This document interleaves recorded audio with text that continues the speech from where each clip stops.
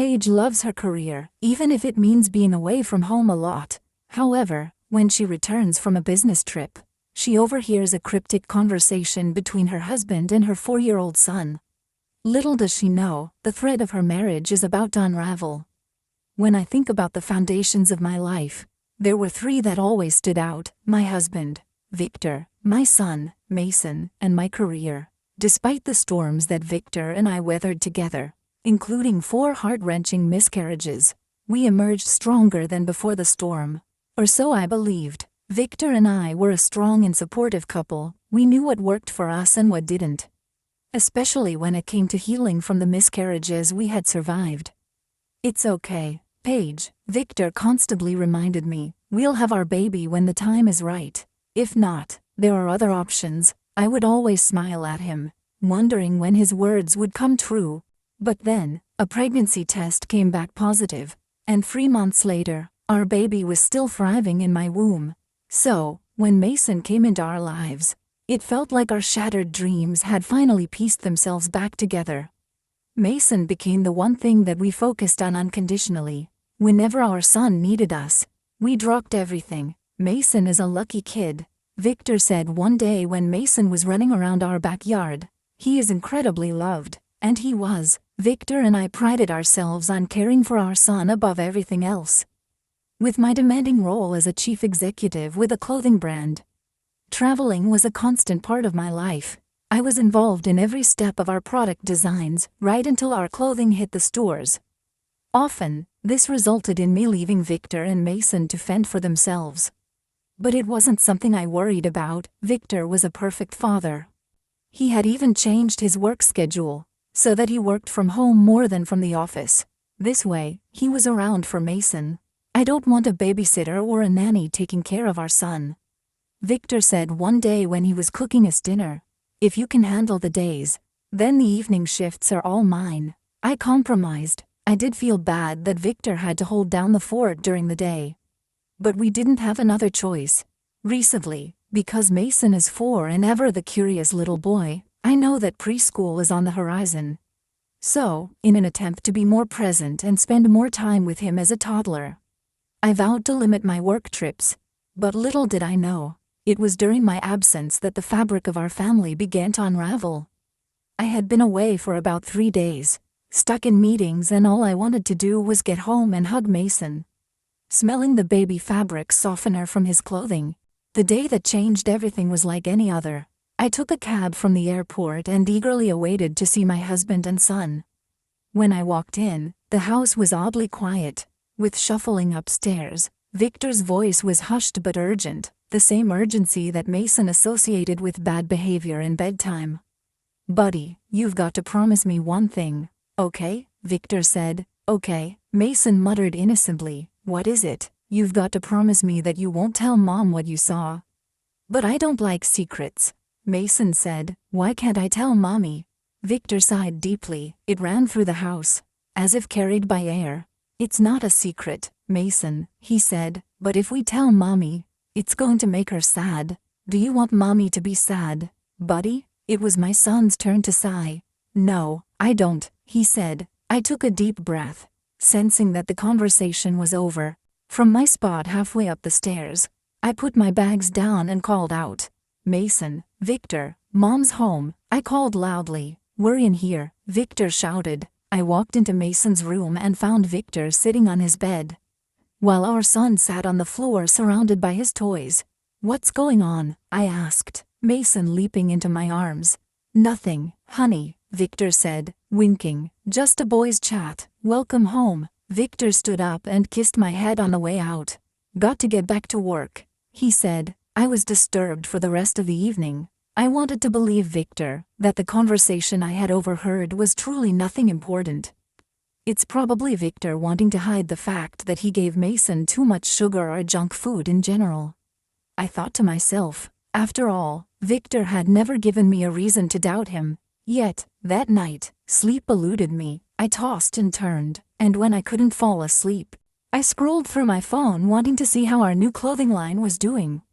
I tried to keep my mind as busy as possible, but Victor's whispered words haunted me. Would something as simple as eating the wrong food make me sad?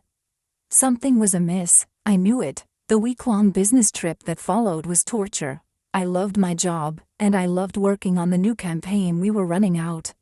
But I hated being away from Mason for so long.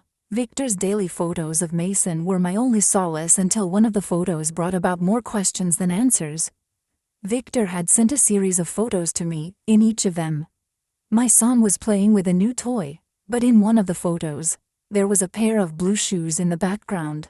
They were not mine, and yet, there they were, in my living room. They taunted me. My heart raced as I scrolled through previous photos, trying to source more signs of betrayal that I had missed in the joy of seeing my son. The flight back home was a blur. I sat in my seat and scrolled through the incriminating photos together. There were about 6 with evidence that another woman was constantly in our home. I drank champagne to keep my nerves calm. I knew that the moment I entered my home, everything was going to change. Either my husband would confess that there was someone else in his life, or that there was a nanny looking after our son. A nanny with expensive shoes, I thought. I walked into the house, leaving my luggage in the living room. The house was quiet again, but it made sense. It was Mason's nap time. I walked into my son's room first. He was just waking up, rubbing the sleep from his eyes. "Hi, baby," I said, kissing his head. Before he could answer, there were muffled sounds coming from inside my bedroom. "Dad's not downstairs?" I asked, getting up. Mason looked at me for a moment too long.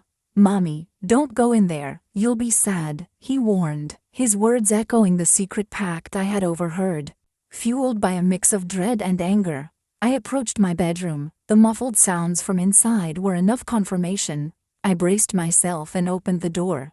Victor swore. The woman untangled herself from my husband and my bedding. "Paige," he exclaimed, sitting up in bed, "it's not what you think." I laughed. "Do I look that stupid?" I asked him, before I felt the tears well in my eyes.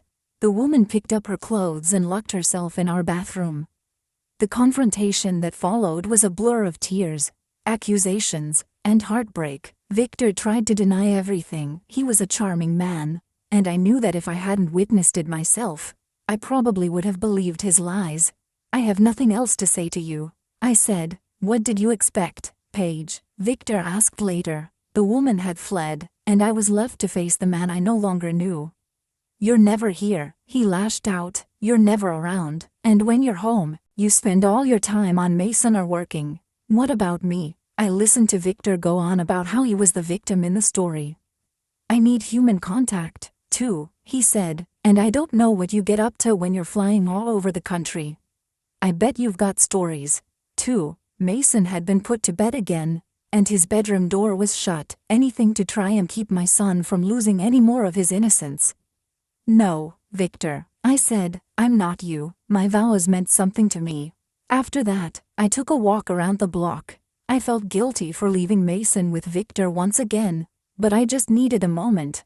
I felt betrayed, yes. I was working all the time. I couldn't deny that, but my job also sustained our home. It wasn't just up to Victor to provide for us. And then, what about Mason? How long had my son been exposed to this? When had Mason been forced to keep the secret of his father's infidelity?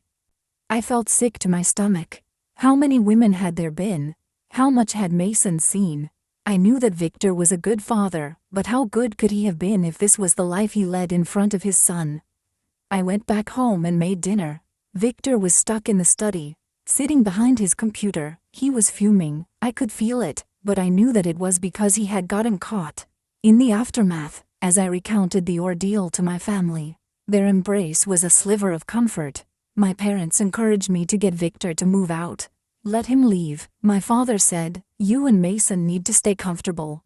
In the end, Victor moved his things out, but he still denied the affair. Apparently I didn't know what I had seen. At least he didn't contest the divorce. He's trying to save whatever dignity he has left, my mother said on the phone. Reflecting on the secret conversation that had set everything in motion, I realized that the signs were always there. I had chosen to see only the best in Victor, constantly ignoring the whispers of doubt. Now, armed with the bitter truth, I was determined to rebuild, not just for my sake, but for Mason's. I have to be stronger and smarter now. Do you have any similar stories?